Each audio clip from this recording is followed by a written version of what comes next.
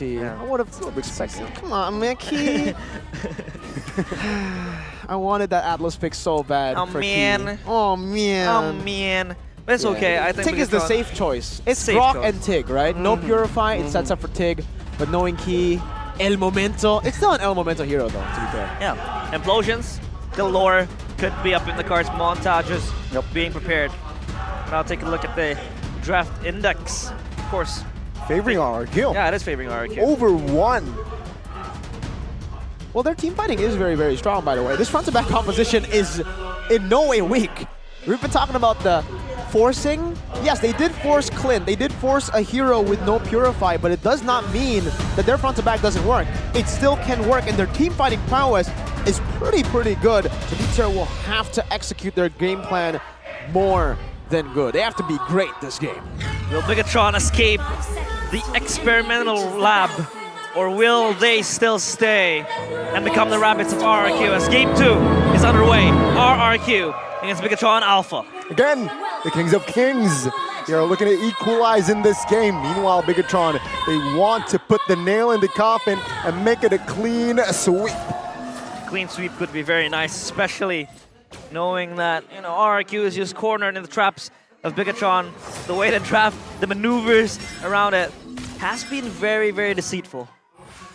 Super Ken is actually forced to use Retry. By the way, the choice of emblems for Super Ken is Impure Rage, so he wants to stay in the front line as much as he can. He wants to sustain. No Retry on Super Ken though. Irad's walking up. Super Ken resets it.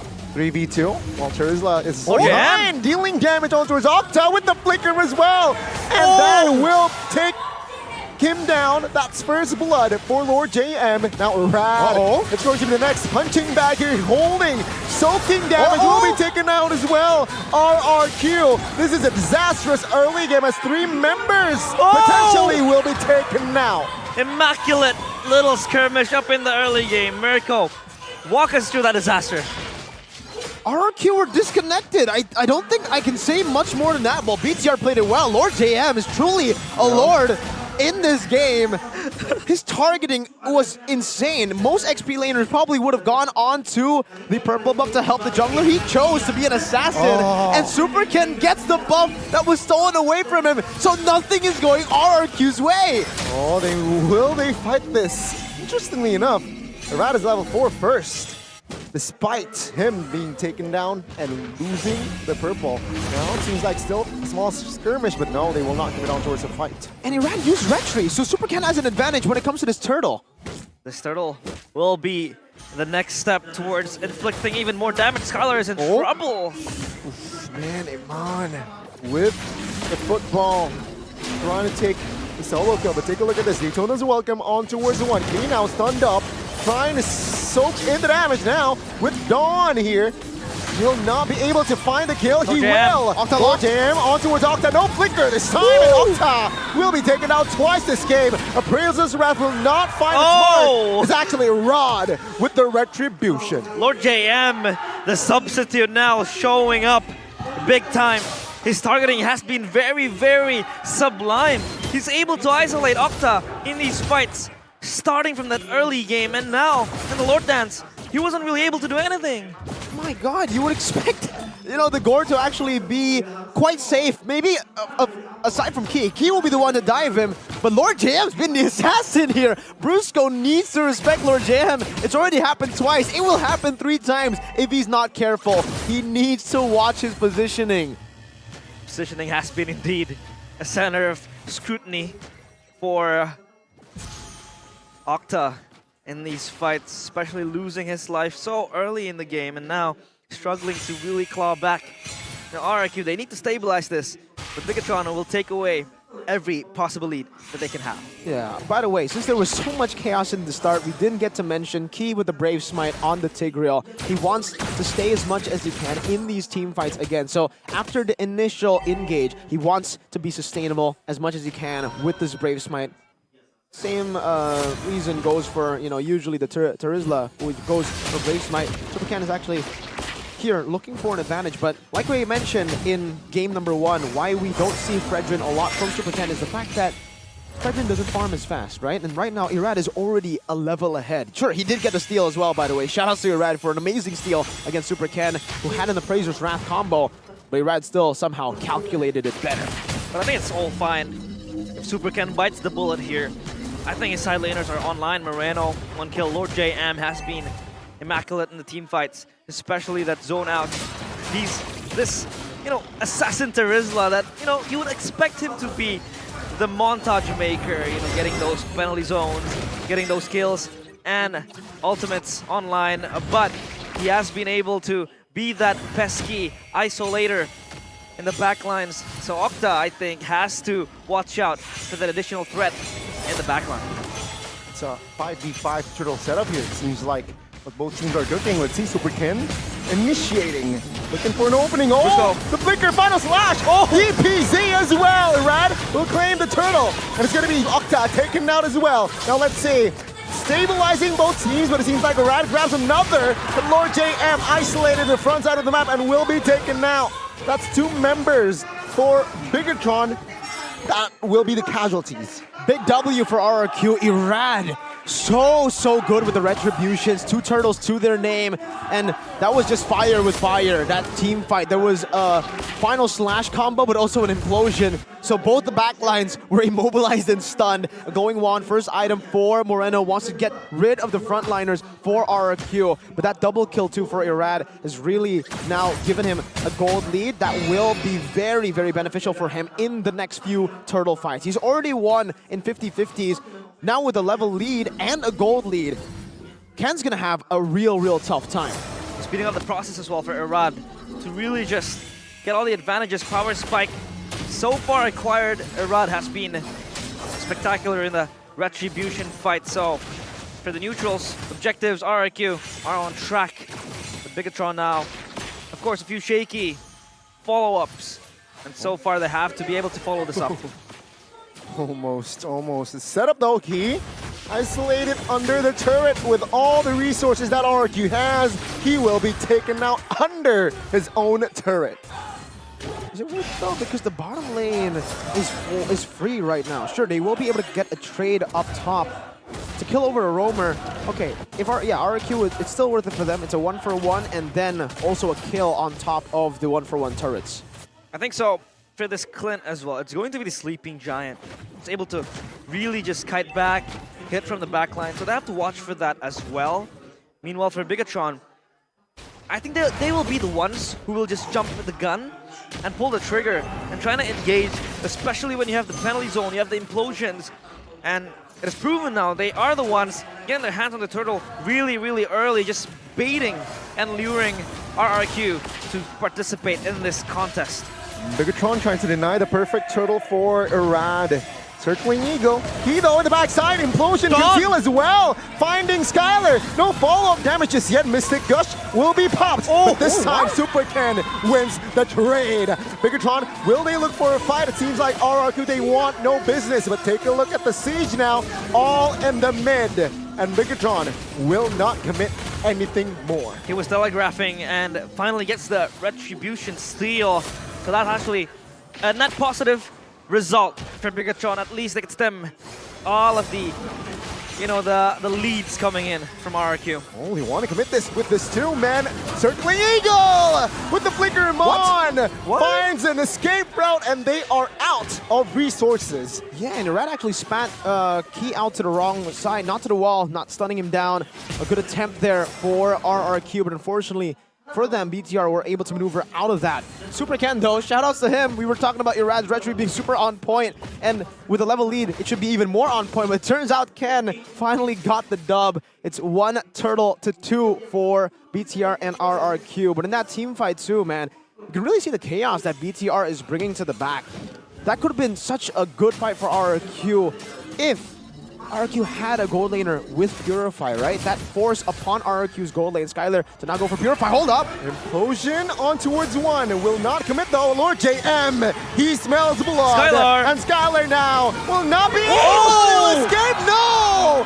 One click of a button. Guiding Wind is there to save the life of Skylar. Now, the recounter. The counter engagement. Super Ken in trouble.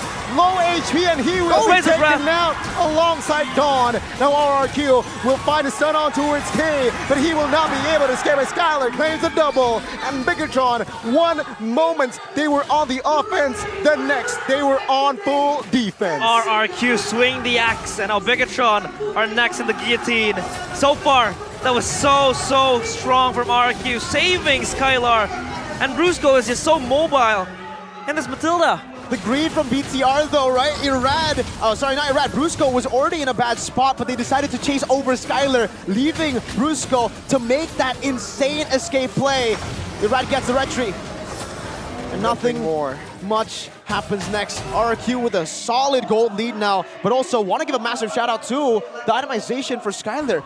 Usually we see a crit build for the Clint. It's just Heptasies. It's a Heptasies and an Endless Battle, and he's already building towards what looks like an Amalfic Roar. So it's base damage snowballing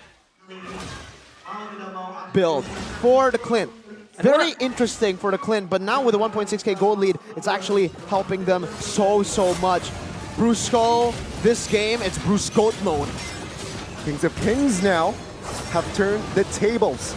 They were on the back foot, what, 4 minutes ago. And now they are owning this mid game. And Skylar just want to pierce through the frontliners, hence the build. So far, Bigetron, they are in the slums. They need to recover though, but how is it going to necessarily be? I think for the side of BTR now, they're really going to have to wait for their damage dealers to get a bit more items. The gold lead, despite RRQ having a 2,000 gold lead, most of it is actually on the frontliner, which is good, by the way, for the early parts of the game against a Bruno. And also against a Vixana. As long as the frontliner is able to hold off from Moreno and Eman hitting the back line, it's actually pretty good for them. It's a Anti-Cuirass, Blade Armor, and Radiant Armor for Irad, so he's utilizing the lead very well. 2 Ares belts for Super Ken, something that Irad actually did yesterday to get more HP for that massive Appraiser's Wrath bomb. Eman, he was building towards the Endless Battle, but then he started to notice that, the team is kind of lacking in that penetration, so he has to go for the Malefic Roar first. He cannot greed for that Endless Battle, but for Skylar, like we mentioned, now he actually already has a Malefic Roar.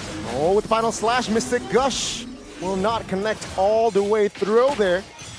Yeah, that was 2 ultimates already spent from the side of RRQ. Feels like Bigetron also doesn't really have the capacity and enough damage to really just burst down the frontliners.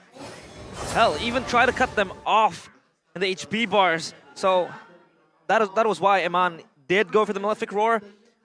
But now I think for Bigetron, they will try to regroup, probably reset this. Maybe get the side lanes working as well, and probably just bait out RRQ in a response. Yeah, they're playing it real slow again. Game Fact, though, by GoPay, our new application, Vixana becomes the most picked hero for Moreno in MPL Indonesia Season 13 with 7 picks and has the highest win rate among other Vixana players with 71.43%. That's why we always see him get the Vixana as a first pick, whether in the blue or the red side. 2-man stun. No follow-up though, they do not want to go for it, or maybe they do. Let's see, Daytona's welcome connecting on towards Lord J and the damage. Charlie, not enough just yet. But Bigetron now, they are looking to stabilize in the backside. More ult burn. See, repositioning. Both teams, no ultimates for members for the side of RRQ.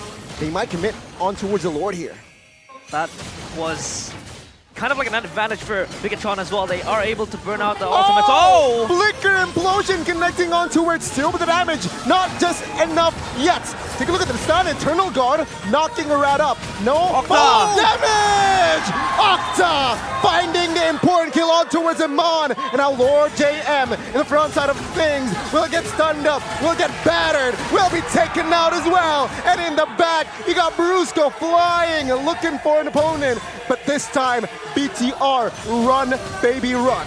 Again, RRQ telling Bigetron to just sit on their benches. They were able to get one good initiation. and all hell just went loose. 4 ult advantage doesn't matter for RRQ. They don't care about that 4 ult advantage for BTR. The 4 ult disadvantage for them, they utilized it early. But again, as long as Skylar and Octa stay in the back, as long as BTR aren't able to find that back line, it will be all good. Like we said early on in the game, this front to back is definitely still a very solid front to back. Crazy. With a solid front line and crazy burst damage from Skylar, DPS from Octa, they have the 2 main damage dealers dealing very, very good damage. And a BOD2 from Skylar now on top of the Malefic Roar. Heptacy's combo that we saw early and the Endless Battle, remember, they're going to be able to siege these turrets down real good with Skylar and Octa. They want to go for a fight. See, Circling Eagle will not be committed. Lord JM there was almost in a bit of a pickle, but yeah, RRQ, they're looking for the mid. Bigetron, they are trying to defend. Final Slash, look at the damage, stunned up as well, but has enough resources to get out of that situation now. The mid will be taken down, not yet. Super Ken though receives a lot of damage from that Mystic Gush, survives that onslaught. Bigetron, their frontliners are just way too thin. And yeah, front to back composition again from RRQ. It feels like their frontline are just untouchable. Feels like they're just being tickled down by Bigetron. And then that is where Octa and Skylar will be on the hunt. Especially Skylar now having acquired the BOD. It is going to be a massive, massive power spike for him. He's just ready to spam the skills and just hit for free. The players of Bigetron. So, Bigetron, it's just them waiting for their demise, or we hope they could, you know, make a moment. Maybe JM, Lord JM gets a 4-man, 5-man penalty zone, or maybe an implosion coming in. But all probabilities, I think, are going to be cut down by RRQ. It's all about the El Memento, right, for BTR. They need to look Memento. for a big moment to Skylar and Octa. That's really the win condition here. But with so much CC layers for them, they could cancel the implosion very, very easily. Whenever Key goes in with the implosion, he's always cancelled. Earlier, he went for the 2 frontliners, which could be a good option to go for if he was able to get the full combo. But right as he goes for that implosion, he gets stunned by the Mystic Projectile, instantly cancelled. And with that stun, it gave Irad, and I think it was Dawn, an opportunity to counter-engage. The main engage source for BTR was used up already. They can go to the back, and Iman will not be able to free hit because of that. See Halberd now done for Iman. He wants to try to stop the healing as much as possible. It's 1 down on ice from Lord JM, 1 for C Halberd on Iman, and he goes for DHS. This is a pretty greedy build for BTR's gold lane. No Wind of Nature against Skylar on the Clint, but for the Clint, he also doesn't have a Wind of Nature. He's also going for a full Glass Cannon build. So it's really going to be the battle of the Glass Cannons here. I think for Iman, he puts the trust onto Moreno and Lord JM to peel for him, and even Super Ken. And same thing for Skylar. He knows there's Octa, Key. Oh, Conceal does not find it connects. Brusco was able to deflect that potential initiation, but let's see now. Moreno now, half HP, flickers out of safety. Now it's the Lord. RRQ, implosion onto the backside. Octa pulled back with the net penalty zone, and Super Ken finding the Lord. Let's see, Mystic Gush canceled, but finds Key, and Bigetron now all they collapse. But RRQ, they want Skylar finding the Mega as well, and they are hungry. Ladies and gentlemen, are you not entertained? For a moment, Bigetron looked like they were able to win that fight, but RRQ still hold Skylar, chipping the damage, bursting down, and Dawn was there with the slash. So Octa just left as the sole casualty. They want to end. They have a wave mid and bottom. Moreno now still has an Eternal Guard, will pop it though. Now we'll try to clear the bottom side of the map. Key's back up. Key is up. RRQ, they need to take care of the Lord top. Octa back online. Let's see, how will RRQ handle? Because Bigetron, they can sniff what RRQ is trying to do, and they have firepower to find a counter. Wow. BTR able to defend. RRQ getting the gold lead despite the Lord going to BTR.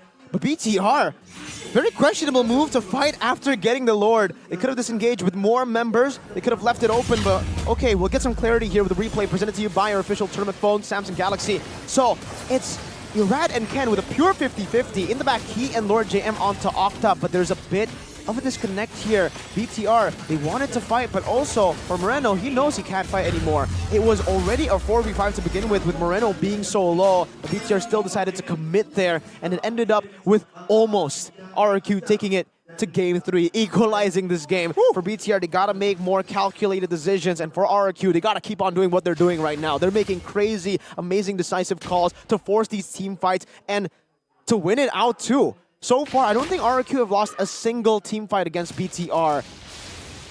We don't count the early skirmish. That's not a full team fight. Moreno was just isolated in the fight, going very low, not being able to assist his teammates, and Eman gets his hands on the Wind Talker. Extra damage, extra clear as well. But now Bigetron, what do? They're trying to group up, wait for the engages coming in. Super Ken was winning that Retribution fight, but RRQ was just able to swing it back. So far for RRQ, they have to be more wary of the moments coming in, because that was also a moment from Key. The Implosion coming in towards Octa. Octa was caught, and that looks like, you know, one damage dealer off the charts. Or off the board. So Bigetron was able to come in, but then again the calls were indecisive. So now RRQ, maybe they will just approach it slowly, but Brusco, I think, is going to be the Guardian Angel. Look, he's even deathless at this point. Yeah, deathless with Skylar too. Deathless. Only 2 members this game remain deathless, and it is Brusco and Skylar who've been playing a very, very good game. For BTR, man, that Wind Talker build, so it is legit full glass cannon, and on top of that, he's also sold his boots. So even the mobility, they're going to play for Eman as a full hyper carry. You can see that even both purple and orange buffs have been given to Eman. There's a slow push built up top. Moreno is the one who's tasked with dealing with it, and RQ commit. They will commit the Circling Eagle and the final slash Oh, onto Super Ken. Take a look at Romano. He is just free hitting. Good guiding wind to help Rat escape. And let's see the reposition. Let's see what will Bigetron do here. Top side, not looking good for BTR. RRQ, implosion early with the burst as well, taunt as well. Oh, good stun, but he will be taken down, loses his immortality, but Skylar will finish the job. Take a look at Lord JM with the penalty zone, but no! Skylar finding the triple, and he will look for the Maniac as well as Super Ken caught isolated. But no, Matilda will find the kill, and Lord JM will be taken now. The Kings of Kings finding, avenging, and they will wipe Bigetron out. Skylar hoisting his crown in the team fight, close to a Maniac.